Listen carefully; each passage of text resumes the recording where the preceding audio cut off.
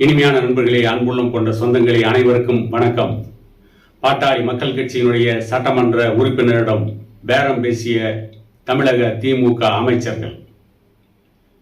பாட்டாளி மக்கள் கட்சியின் சட்டமன்ற உறுப்பினர் பொதுமக்கள் கோரிக்கை சம்பந்தமாக 1000க்கும் மேற்பட்ட மனுக்களை அந்த குறிப்பிட்ட துறையின் அமைச்சர்களிடம் கொடுக்கின்ற பொழுது அந்த அமைச்சர்கள் பாட்டாளி மக்கள் கட்சி சட்டமன்ற உறுப்பினரிடம் பேரம் பேசுகிறார்கள்.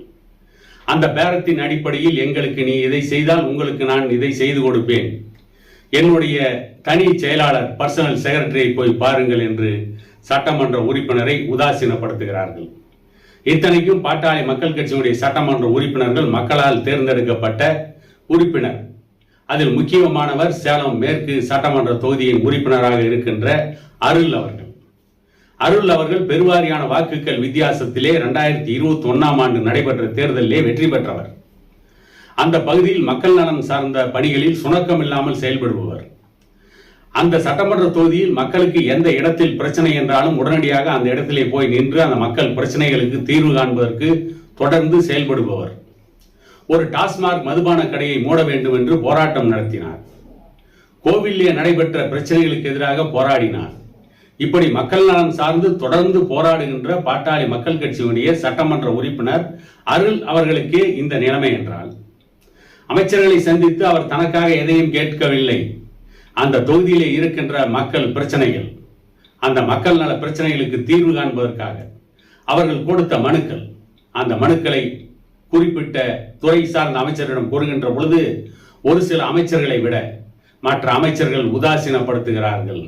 இவர்களை சட்டமன்ற உறுப்பினர்களாக கூட மதிக்க தவறுகிறார்கள் என்று தன்னுடைய உள்ள குமுறலை எல்லாம் வெளிப்படுத்தி தமிழகத்திலே இருக்கின்ற அத்தனை சட்டமன்ற உறுப்பினர்களுக்கும் அந்த பிரச்சனைகளை கடிதமாக்கி அனைத்து சட்டமன்ற உறுப்பினர்களுக்கும் அனுப்பியிருக்கிறார். எந்தெந்த மனுக்கள் அமைச்சர்களிடம் அவர் சார்ந்த அதிகாரிடம் கொடுக்கப்பட்டது, ஏன் அதில் தீர்வு காணவில்லை என்ற பட்டியல் அப்படியே அவரிடம் இருக்கிறது. அந்த பட்டியலில் ஒன்று கூட தொலைந்து விடாமல் அனைத்தையும் பத்திரமாக பாதுகாத்து வருகிறார். இதற்கெல்லாம் பதில் சொல்ல அமைச்சர்களோ அல்லது முதலமைச்சர்களோ தயாராக இல்லை. அவர்கள் தேர்தலில் வெற்றி பெற்றால் போதும், சாராயம் விற்றால் போதும், போதைப் பொருட்கள் தமிழகத்திலே நடமாடிக்கொண்டிருந்தால் போதும் என்று ஆட்சி நடத்தி கொண்டிருக்கிறார்கள். அவர்கள் மட்டுமே அமைச்சர்களாக இருக்க வேண்டும், அதிகாரத்தில் இருக்க வேண்டும், கோட்டையிலே இருக்க வேண்டும், கொட்டமடிக்க வேண்டும் என்று கொள்கையை பற்றி கவலைப்படாமல் மக்கள் நல பிரச்சனைகளுக்கு தீர்வு காணாமல் பாட்டாளி மக்கள் கட்சியின் சட்டமன்ற உறுப்பினர் அருளிடமே சில அமைச்சர்கள் பேரம் பேசுகிறார்கள் என்று சொன்னால் தமிழகத்திலே இருக்கின்ற அப்பாவி மக்களின் நிலைமை என்ன? இவர்களை நம்பி இந்த 40 நாடாளுமன்ற தொகுதிகளிலும் வெற்றி பெற வைத்த தமிழக மக்களுடைய நிலைமை என்னவாகும்? இவர்களுடைய எதிர்காலம் எப்படி இருக்கும்?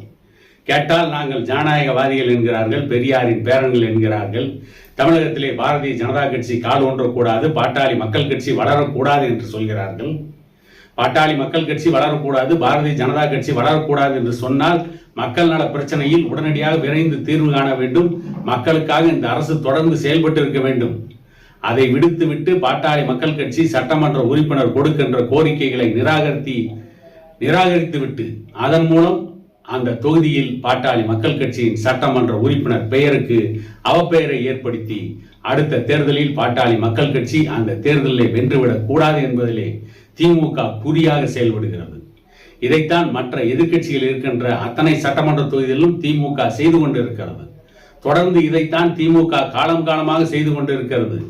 ஆனால் இப்பொழுது பாட்டாளி மக்கள் கட்சியின் சட்டமன்ற உறுப்பினர் மற்ற சட்டமன்ற உறுப்பினர்களுக்கு 6 பக்க கடிதத்தை வெளியிட்ட பிறகு, அவர்களுக்கு அனுப்பிய பிறகு, அது இன்றைக்கு பத்திரிகைகளிலே வெளிவந்த பிறகு, ஊடகங்களிலே வெளிவந்த பிறகுதான் திமுகவின் உண்மை முகம் முற்றாக வெளியே தர ஆரம்பித்திருக்கிறது.